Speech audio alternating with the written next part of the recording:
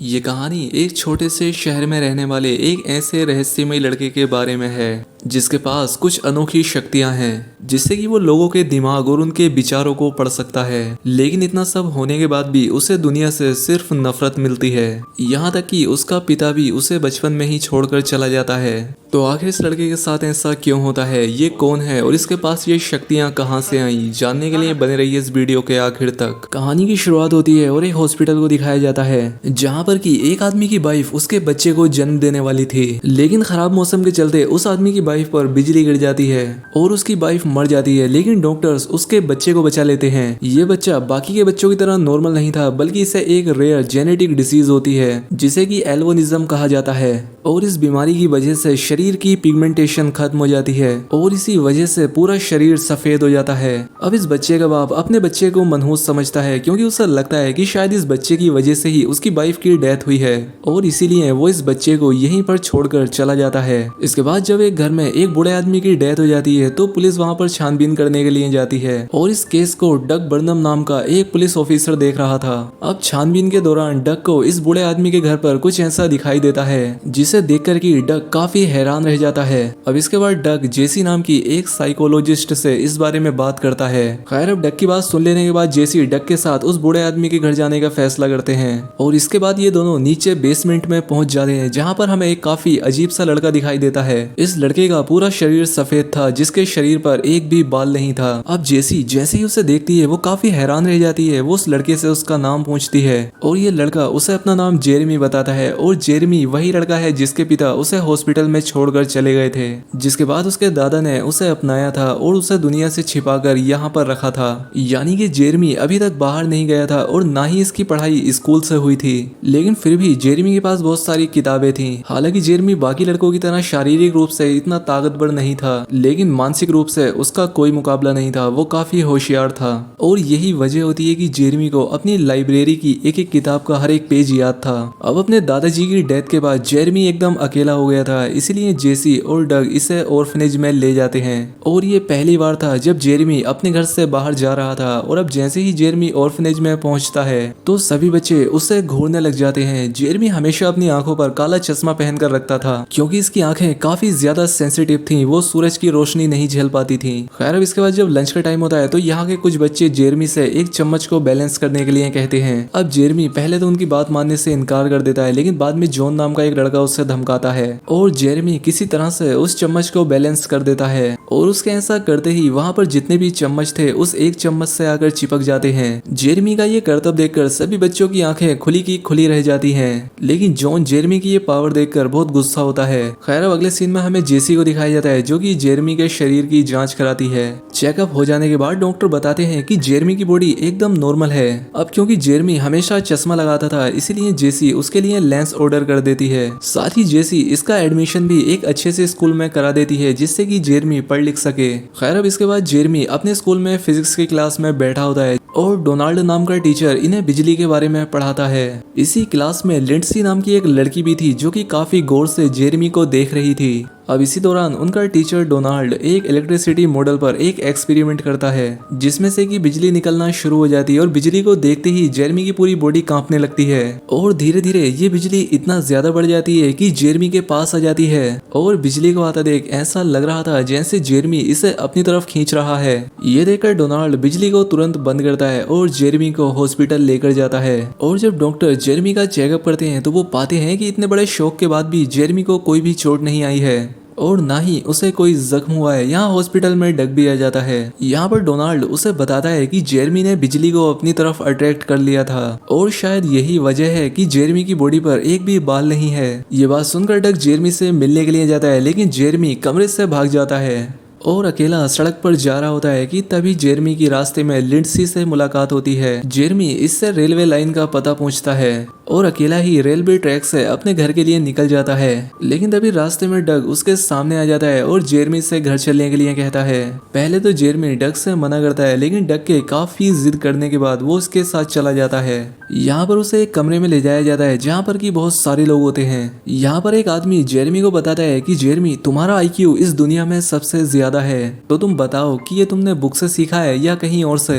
जिस पर जेरेमी उसे बताता है कि मैं रेडियो या टीवी के पास नहीं जा सकता क्योंकि ऐसा करने से वो खराब हो जाते हैं। खैर अब इसके बाद जेरमी अपने घर जाने के लिए कहता है, जिस पर ये लोग उसे बताते हैं कि बैंक ने तुम्हारे घर को सीज कर दिया है। ये बात सुनकर जेरमी यहाँ से चला जाता है। खैर अब इसके बाद जेरमी का स्कूल एक एक्टिविटी प्लान करता है जिसमें कि वहाँ के शेरिफ भी शामिल थे, लेकिन जेरमी इससे भी खुश नहीं होता और वो अकेला ही जाकर बैठ जाता है। यहाँ पर वो डक को बताता है कि वो जब भी बिजली को कड़कड़ाते हुए देखता है तो लगता है कि शायद वो बिजली मेरी तरफ आ रही है और यही वजह थी कि उसकी माँ भी बिजली की वजह से ही मरी थी। खैर अब अगले दिन डंकन एक हिरन को मार देता है और इस बात को किसी से भी बताने के लिए मना कर देता है। यहाँ पर जेरमी भी होता है और वो उस हिरन को मरा हुआ देखकर काफी दुखी हो जाता है। तभी जेरमी एक हाथ उस हिरन पर रखता है और एक हाथ से डंकन को पकड़ लेता है, जिस वजह से डंकन को बहुत दर्द होता है। ये सब देखकर शेरिफ जेरमी से कहता है कि ये सब तुमने क्यों किया, जिस पर जेरमी कहता है कि डंकन ने जो किया मैंने उसे उसका एहसास दिलाया है। यहाँ पर जेसी उससे कहती है कि देखो तुम हमारे दोस्त हो, तुम हमें सब कुछ बता सकते हो, लेकिन जेरमी यहाँ से गुस्सा होकर चला जाता है। दूसरी तरफ हमें डक की बीमार वाइफ को दिखाया जाता है। डॉक्टर डक को बताता है कि जितने टाइम से तुम्हारी वाइफ इस दर्द को सह रही है जरूर कुछ ना कुछ तो ऐसा है जो तुम्हारी वाइफ को रोके हुए है। इसके बाद डक उसे पिछले हादसे के बारे में पूछने के लिए जाता है कि आखिर जेरमी ने उसके साथ क्या किया था, जिस पर डंकन बताता है कि जब जेरमी ने उसका हाथ पकड़ा था तो वह हिरन को तड़पते हुए उसकी एक एक सांस को, उसके दर्द को महसूस कर पा रहा था। उस वक्त वो बहुत दर्द में था। ये बात सुनकर डक जेरमी को अपनी वाइफ के पास लेकर जाता है ताकि वो उसकी वाइफ के बारे में भी कुछ बता सके। और जब जेरमी डक की वाइफ को छूता है तो वो उसके दिमाग में चल रही सारी बातों को बताता है। जेरमी कहता है कि ये चाहती है कि तुम अपने बेटे को माफ कर दो, और दूसरा ये कि वो अपनी शादी की अंगूठी को पहनना चाहती है जो कि काफी सालों पहले खो चुकी थी। ये बात सुनने के बाद डक अपनी वाइफ को अंगूठी पहनाता है, जिसके बाद उसकी वाइफ की डेथ हो जाती है। अपनी माँ की डेथ के बारे में सुनने के बाद उसका बेटा उससे मिलने के लिए आता है और डग अपने बेटे को देखकर उससे गले लगा लेता है। ये सब जेरमी देख रहा होता है और इमोशनल होकर रोने लग जाता है।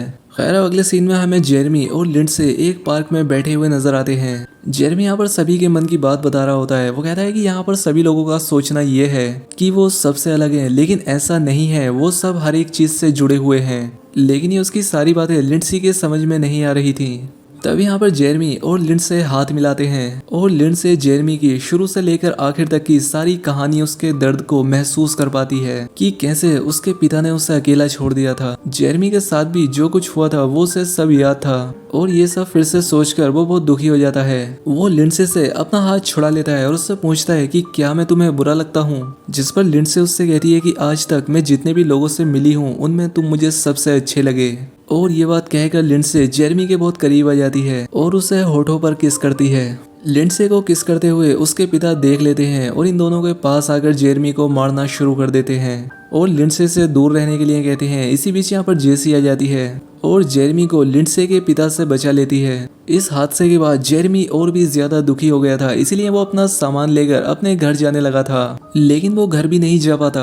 अब अगले सीन में हमें जेसी जेंट्स बाथरूम में दिखाई देती है। जेरमी अपना ज्यादातर समय यहीं पर बिताता था। जेरमी यहाँ पर एक लड़के को देखता है जिसके बहुत ही खूबसूरत बाल थे। वो भी अपने ऐसे ही बालों के बारे में सोचता है, लेकिन उसके पावर्स की वजह से ये मुमकिन नहीं था। अब यहाँ पर जेरमी को जॉन देख लेता है और उसे परेशान करना शुरू कर देता है। जॉन जेरमी को परेशान करने के लिए उसकी टोपी भी छीन लेता है और अपने सर पर लगा लेता है और इसके बाद जेरमी से कहता है कि अगर तुम वाकई में मर्द हो तो मुझसे ये टोपी छीन कर दिखाओ। और इसीलिए जेरमी जैसे ही अपनी टोपी लेने के लिए जॉन की तरफ हाथ बढ़ाता है तो जॉन जेरमी का हाथ पकड़ लेता है और उसके हाथ पकड़ते ही जेरमी जॉन की पिछली जिंदगी को महसूस करता है कि कैसे उसके सौतेले बाप ने उसे टॉर्चर किया और उसकी जिंदगी किस तरह से बीती थी। जेरमी के ये सब महसूस कर लेने के बाद जॉन के सौतेले पिता ने जो शब्द कहे थे वो उन्हें दोहराता है। इसके बाद जॉन और उसके बाकी के दोस्त जेरमी को लेकर बाहर आ जाते हैं और वो उसके सारे कपड़े फाड़ देते हैं, जिसके बाद ये उसे बहुत परेशान करते हैं और वो उसे यहाँ पर कीचड़ में फेंक देते हैं। जेरमी इन लोगों के सामने पूरी तरह से हार चुका था। अब उसे गुस्सा आ जाता है और वो गुस्से में अपनी सुपर पावर को इस्तेमाल करता है। उसके गुस्सा आते ही बिजली कड़कड़ाने लगती है और इन लोगों पर गिर जाती है। जेरमी को तो इससे कुछ भी नहीं होता, लेकिन जॉन की सांसें रुक जाती हैं।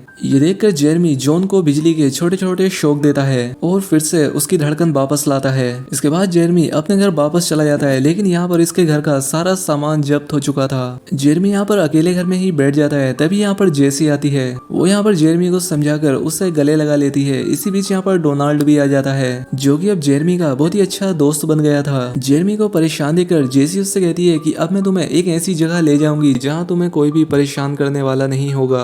अब जैसे ही ये लोग वहाँ से बाहर निकलते हैं, पुलिस जेरमी को गिरफ्तार करने के लिए आ जाती है, क्योंकि पुलिस को जॉन के इंसिडेंट वाली खबर लग गई थी। लेकिन यहाँ पर डग जेरमी को बचा लेता है, और जैसे ही पुलिस अफसर पुलिस स्टेशन में उसकी रिपोर्ट करने के लिए फोन करते हैं, तो डग पुलिस वाले का वॉकी टॉकी फेंक देता है। अब इसी बीच मौसम बहुत खराब हो जाता है और जेरमी भागने लगता है। ये देखकर डंकन भी जेरमी के पीछे पीछे भागने लगता है, और इसके पीछे सभी लोग भागना शुरू कर देते हैं। लेकिन जेरमी बिजली के संपर्क में आ जाता है और गायब हो जाता है। ये लोग यहाँ पर उसकी चिंता करने की बजाय काफी खुश होते हैं, क्योंकि अब जेरमी अपनी असली जगह पहुंच गया था जहाँ पर कि उसे होना चाहिए था। और इसी सीन के साथ इस बेहतरीन फिल्म का अंत होता है। तो दोस्तों, उम्मीद करता हूँ कि आपको एक्सप्लेनेशन पसंद आई होगी। वीडियो अच्छी लगी हो तो कमेंट करके जरूर बताएं, और चैनल पर नए हैं तो चैनल को सब्सक्राइब जरूर करें। मिलते हैं हमारी अगली वीडियो में।